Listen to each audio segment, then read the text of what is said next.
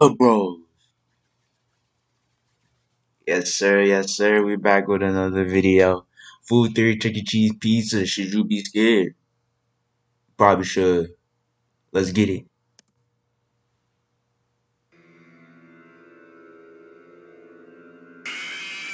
Nope, not scary.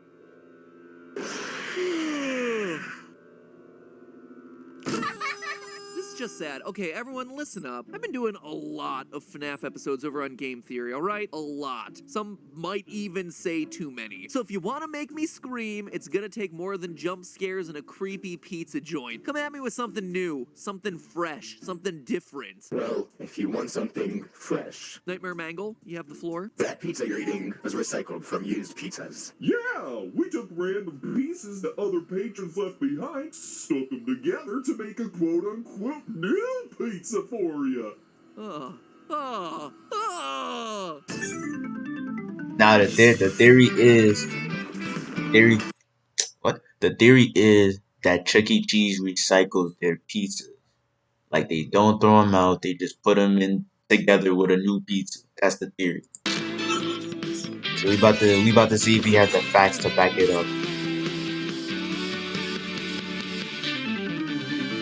Hello, Internet! Welcome to Food Theory, where a theorist can be a theorist. If your upbringing was anything like mine, the go-to place for birthday parties when you were a kid was Chuck E. Cheese, or Showbiz Pizza if you harken back to the olden days like I do. Special honorable mention to Discovery The heck is Zone. You Showbiz were Pizza? great, but definitely a lot more birthday parties at Chuck E. Cheese, gotta admit. I mean, what is not to love here? Chuck E. Cheese has it all. Games, ball pits, slightly creepy animatronic bands, employees walking around in character suits, and of course, pizza. And that, my friends, is where today's theory begins, because there's a bizarre rumor that's been floating around the internet about the pizza served at Chuck E. Cheese. And it's been out there for over a decade. Blows my mind that this hasn't been proven or disproven yet. The theory is that if somebody at Chuck E. Cheese doesn't finish their whole pizza, the Yup, they employees take it and to then the they put it back, into take a those whole pieces yup. off the tray, and then use them to form a new pizza to serve to customers. All of it is a means to save money. Now, why the heck would people think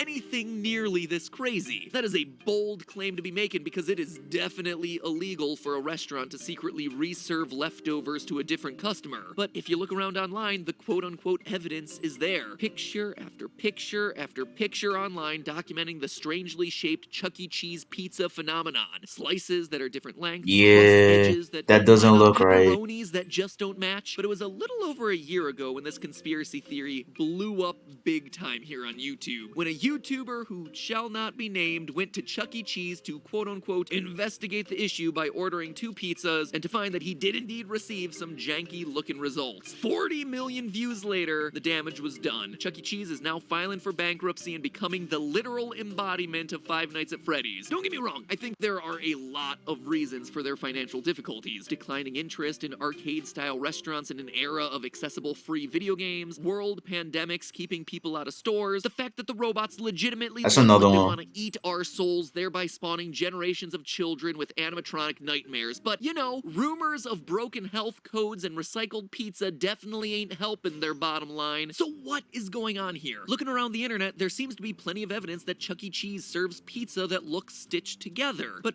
from where I'm sitting, what seems to be lacking is real evidence of slice recycling. I've yet to see any footage, for instance, of a Chuck E. Cheese employee carrying a pizza back into the kitchen. And let's be honest, in this age where anyone can doctor a photo for upvotes on Reddit, where judgment happens after reading a headline rather than reading the whole article, where all the evidence that you need to prove something is an N of 1, something smells wrong here. And I'm not just talking about the dead bodies stuffed inside of the suits. There are plenty of unanswered questions in this Chuck E. Cheese conspiracy, and we here at Food Theory aim to answer I think this those is true, by the questions way. today. I want to know what the corporate Them response from pizzas Chuck look E. Cheese crazy, was I'm for not one gonna thing. lie. They Perhaps don't they look have like a they perfectly belong there. sane explanation for it. I really I'm think also this is curious to true. know whether Chuck E. Cheese's pizzas still look like this in 2020, over a year after they got put on blast by the internet. Have they changed their ways now that the eyes of the world are off of them? I don't think Or they are they did. confident that they have nothing to hide? Also, do pizzas at every Maybe. Chuck E. Cheese restaurant turn out this way? Like, how common is this? And above all else, I want to know why. Why are the pizzas turning out to look all mismatched? Whether it's shady or not, there has to be a reason for it, and I intend to determine what that reason is once and for all. Because rumors like like this can do real damage. And if these rumors are indeed unfounded, then the internet needs to know, because that would mean Chuck E. Cheese is really getting the short end of the awkwardly sized pizza slice. Ugh. In the aftermath of that massive Chuck E. Cheese video, CEC Entertainment, Chuck E.'s parent company, had this to say, quote, "No conspiracies here. Our pizzas are made to order and we prepare our dough fresh in restaurant," which That's so means that cap. they're not always perfectly uniform in shape, but always delicious. And Nah, that's cap. okay, but no one was really doubting that the dough was prepared in restaurant. Like, the PR team, they saw people sharing these photos online and they watched the video exposés, and that was the accusation that they felt like they needed to defend themselves against. I mean, fresh dough is fine. I've had fresh dough from plenty of pizza places. I've made fresh dough myself, but those pizzas, including my own janky pizzas, never look as haphazard as these. Even in my worst looking pizzas made at home, I have never had a fresh dough look that just randomly juts out like this at awkward, sharp angles. It just doesn't happen that way. The stuff about the shape not being uniform misses the point entirely. This isn't about the fact that Chuck E. Cheese pizzas aren't perfectly round. It's that the pizzas don't look cohesive like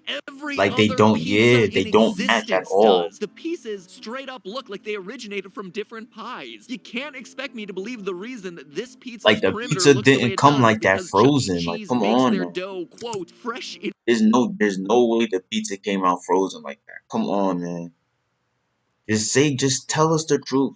restaurant. That's entirely irrelevant to what we're talking about here. All you guys had to do was say, "We do not recycle other consumers' pizza," and you didn't do that. Suffice it to say, CEC's statement has a glossy PR feel to it that doesn't quite put Money my hungry. concerns at rest. Probably By what the it way, the is. Money recycled hungry. slices fiasco isn't the only scandal plaguing Chuck E. Cheese at the moment either. Guarantee In you, May, they reports are emerged that Chuck E. Cheese probably was selling money its hungry. pizzas under a pseudonym on delivery apps. By rebranding themselves as Pascali's Pizza and Wings on Grubhub and other apps, CEC essentially found a way to trick adults into buying Chuck E. Cheese pizza. After they got caught, and got caught of course they did, a company spokesperson admitted to the pseudonym but insisted that the pizzas from Pascali's, which happens to be the name of another member of Munch's make-believe band, the Chuck E. Cheese animatronic band, were slightly different, having a thicker crust and more sauce. The spokesperson conceded, Ooh. however, that Pascali's pizzas are Exposed. made in the same kitchen as Chuck E. Cheese's pizza with the exact same ingredients. Oh, what a bad look. So, Chuck E. Cheese has weathered more scandals in the past couple of years than any wholesome pizza place for kids should. But are the scandals of their own making? Does Chuck E. Cheese deserve to get dragged like this? I just can't bring myself to believe that any multinational restaurant chain could do something so dangerous, so brazenly illegal as intentionally recycling leftover pizza slices. Like, I don't care how much of a cheapskate you are, that is just a new level of low. Perhaps there's a benign explanation for why their pizzas look all Frankenstein together. Like, maybe they stitched together slices from fresh pizzas rather than used pizzas. Sure, it'd be a weird company policy, but it's no weirder than recycling slices and sending them through the oven twice. What I'm saying is that the recycled slices theory is a bold accusation with potential legal ramifications. If recycling slices is company-wide policy, I have to You believe know what's the thing?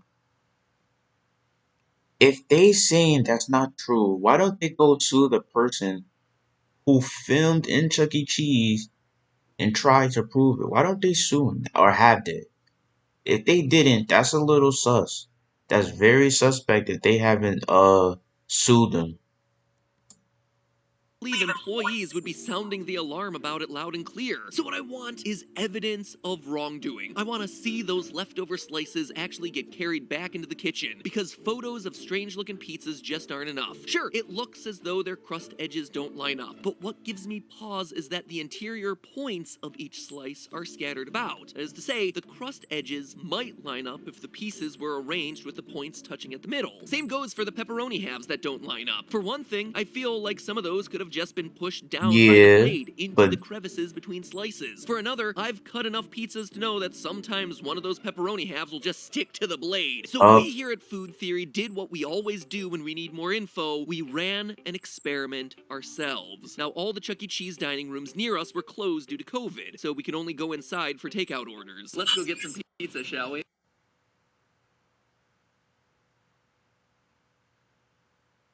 It's Jake from State Farm. Sounds like a really good deal. Jake from State Farm at 3 in the morning? Who is this? It's Jake from State Farm. What are you wearing, Jake from State Farm?